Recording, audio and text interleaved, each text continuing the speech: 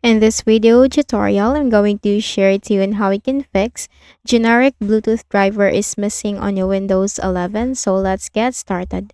First thing that you need to make sure is your Bluetooth is turned on. So click on the icons on the taskbar and then simply turn Bluetooth from here. Okay. Then once done, right click at the start button and then here you have to select device manager. Once device manager window is open, then you have to click on view and then you have to click on show hidden devices. Then expand the list for Bluetooth. And then here you need to simply look for that. Okay? You have to simply look that from here and for sure that will be available this time. Next method is you have to click on the start button and go to the settings option.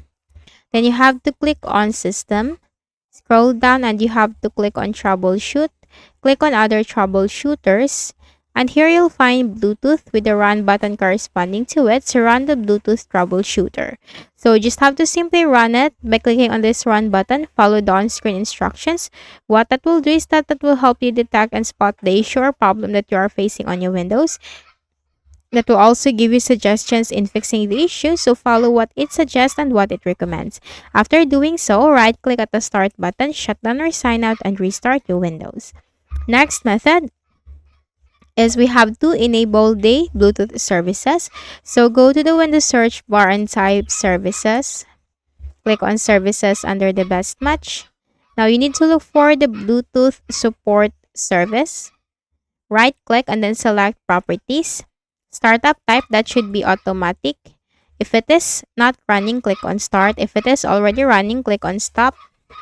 Click on start to restart the service. Apply and then OK. You can do that for the other Bluetooth services like the Bluetooth user support service and the Bluetooth audio gateway service.